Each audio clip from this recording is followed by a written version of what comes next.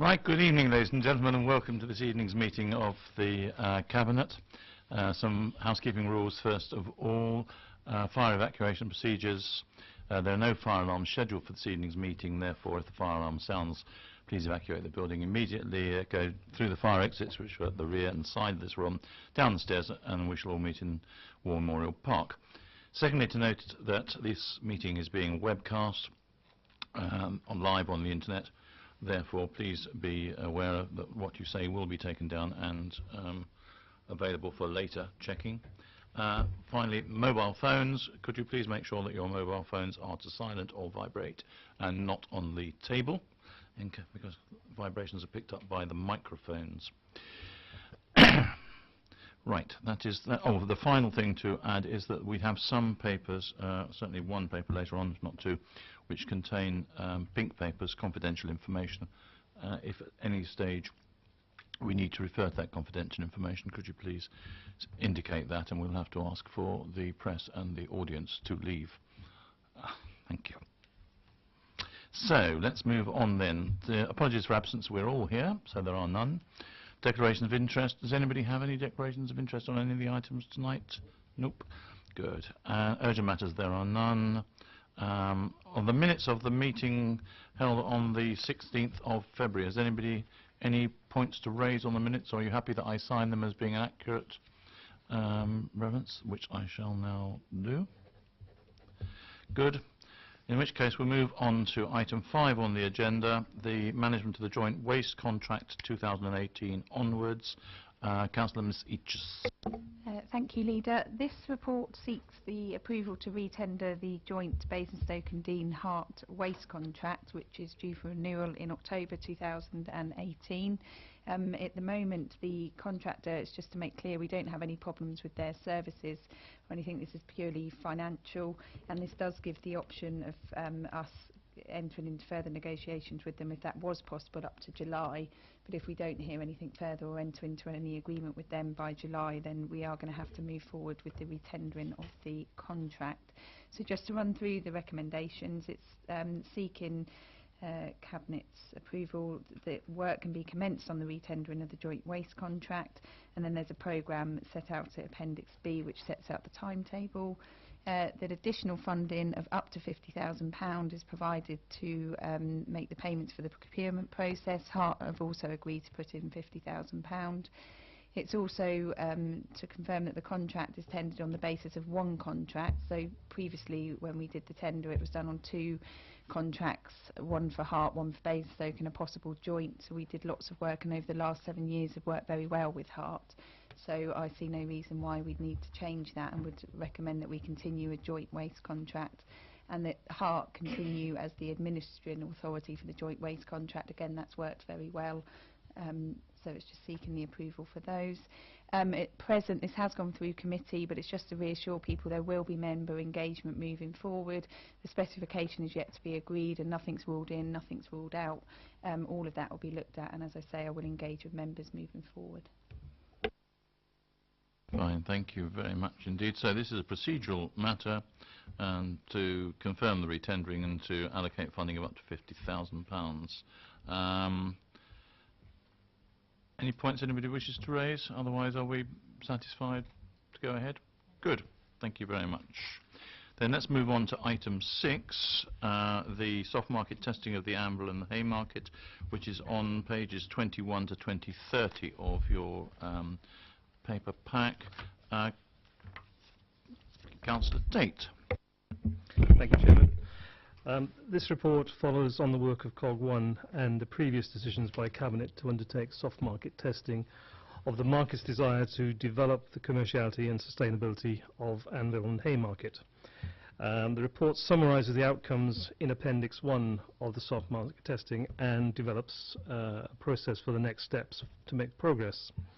In short, the decision is to delegate authority to the portfolio holder to develop discussion with the Anvil Trust to confirm a suitable funding structure by September 2016. We have had initial contact with Anvil and Haymarket, and it's been a very positive discussion so far in terms of a desire to meet the challenge, particularly of understanding the further reductions in council revenue funding from 2017 onwards, which is part of the COG1 process. So I remain optimistic that we can develop a strong relationship to provide a good structure for decision making at the end of 2016. Thank you very much. Any points anybody wishes to make? Councillor Isaac. Yeah, I support the recommendation. I think this represents an opportunity to make a fresh start with the Anvil Trust. I think that as major funders for the Anvil Trust, that it's important there is a greater engagement and a deeper relationship between the council and the Anvil Trust, and I look forward to third parties becoming more involved in the cultural scene, particularly with the Haymarket. So I think there are great opportunities that we can secure, but we do need to drive this relationship. Deputy Leader.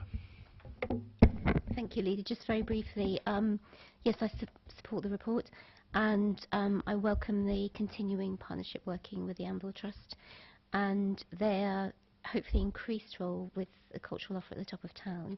And I think it's worth noting they've made a significant investment in the festival for this year as well, which is incredibly welcome. So. Okay, if I so we have the cabinet decision notice here to delegate authority to deal with this issue to the portfolio holder for communities service delivery and improvement by September. Since some of these titles for portfolio holders may change at that time, can we amend that to read to the relevant portfolio holder? I think we'll just make that a sensible amendment. But on the grounds that that's acceptable, we're agreed? Good, thank you. So we move on to item 7, the Shop Start Scheme, which I refer you to page 31 to 34 now of this. Councillor Mrs. Reid, would you like to introduce, please? Thank you, Leader. As per the report, this seeks approval for Cabinet to continue the project, as outlined in the report, including a 100% subsidy of rent and national non-domestic rates to BCOT to continue the project. But as part of the lease negotiations to get delegate authority, including a break clause, which I believe would be helpful to all concerned to be included in those negotiations. And I'd just like to stress that I think this is continuing good partnership working between Basingstoke, between BCOT and between the shop provider herself, Victoria, who has VJ Vintage, which she runs there. Not only do we have the shop in there, in what was otherwise an empty property, but she's also providing pop-up space and occasional guest retail as well for other small businesses. So I think that's welcome. Creates opportunities for young people as well who are working with her and gaining retail marketing experience through BCOT.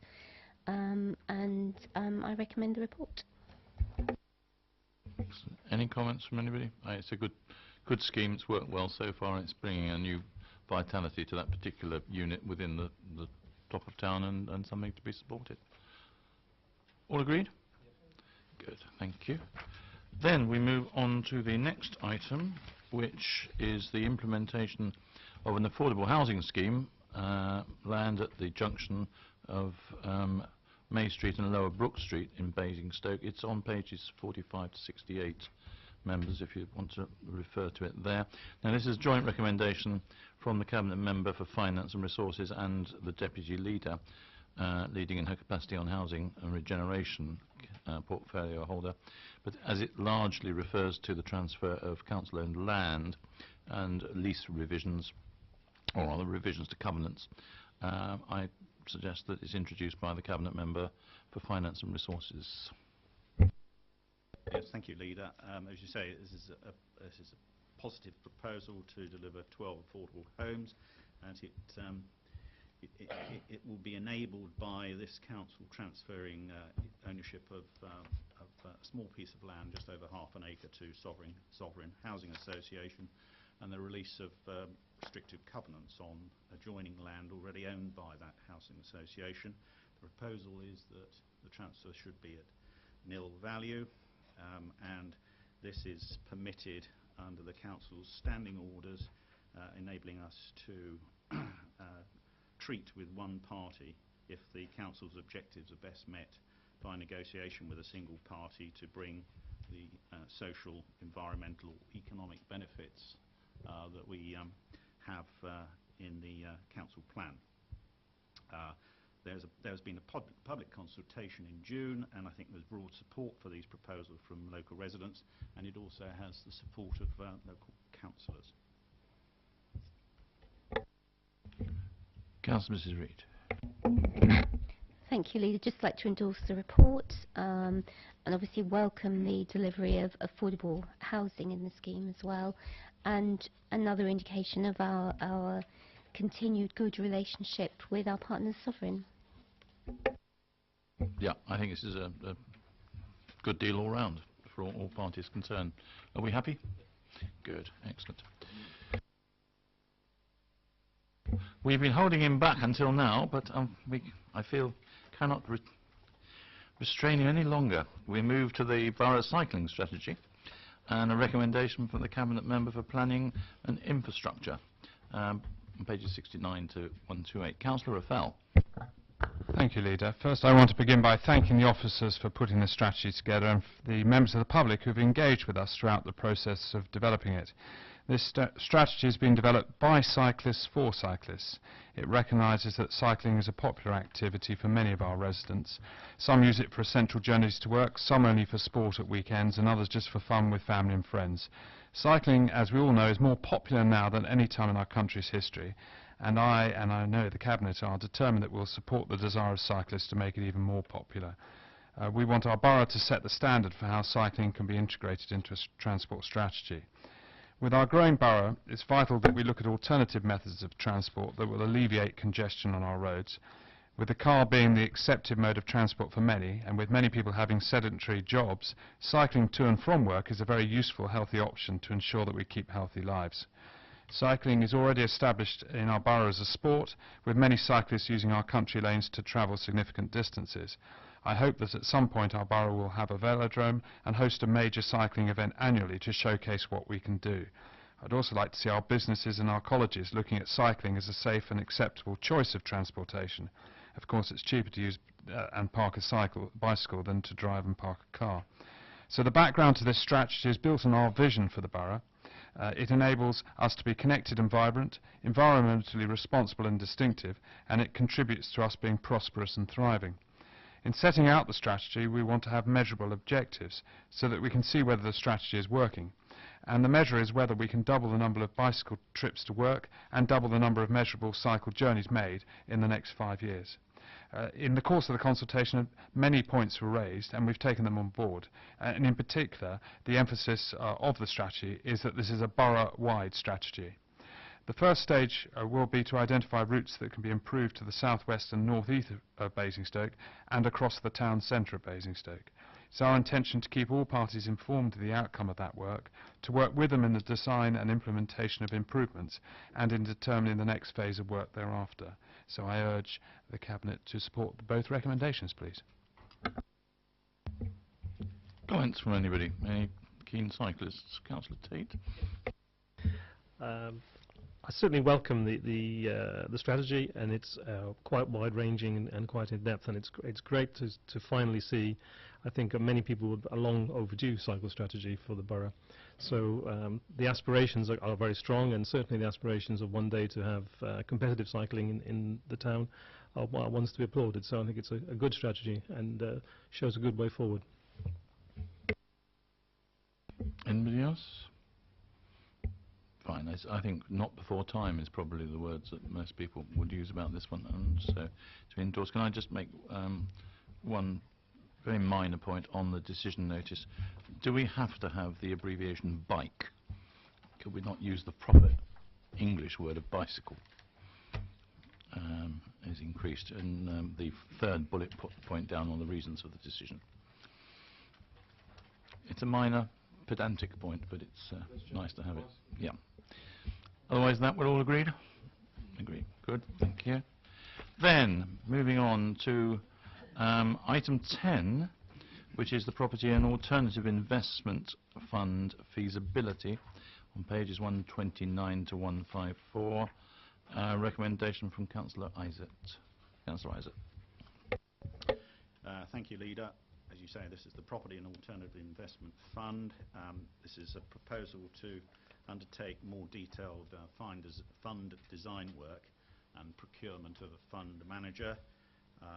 As colleagues will know, we have Council's previously earmarked £25 million for this fund to support the Council's objectives, particularly to stimulate local commerce and economic growth.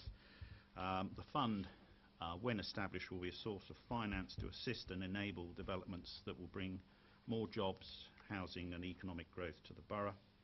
And the revenues generated can be recycled and also applied to the Council's priority services. There's the opportunity potentially to leverage the money invested by borrowing to maximise its beneficial impacts and returns.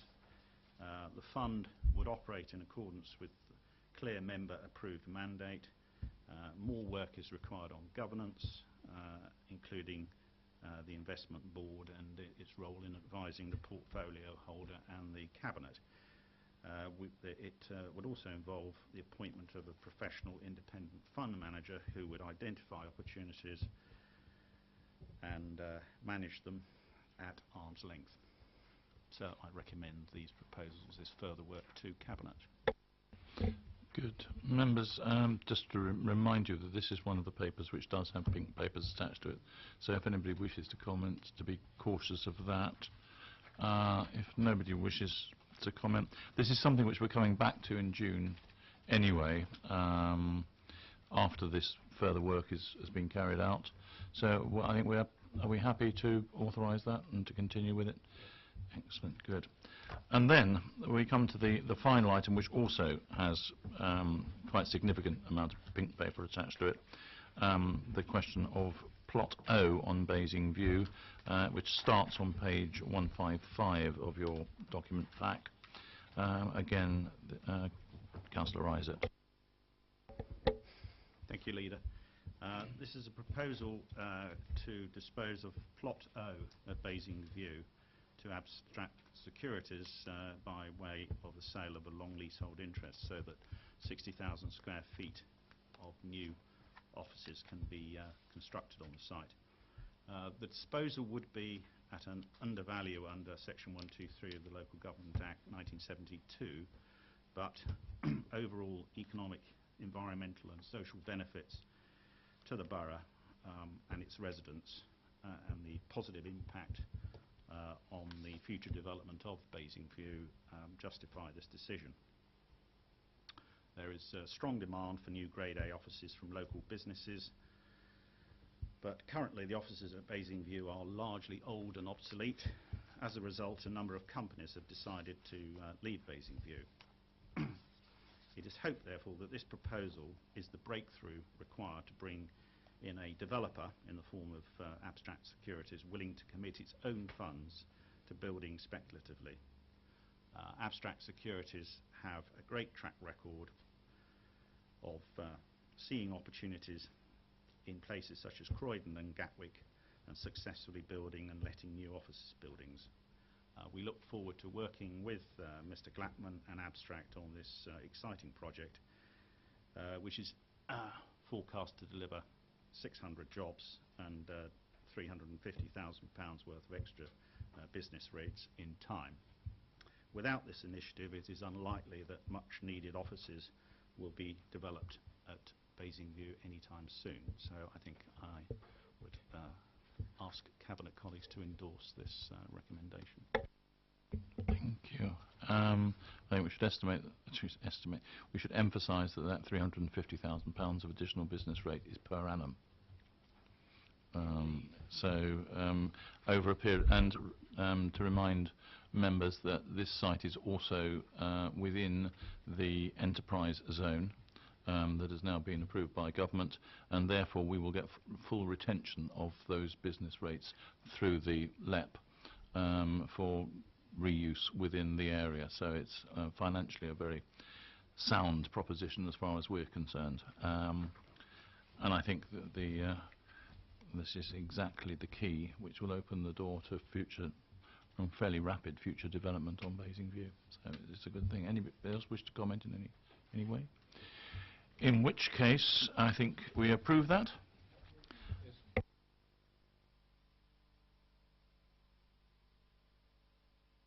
And that being the final item on tonight's agenda, I declare the meeting closed. Thank you.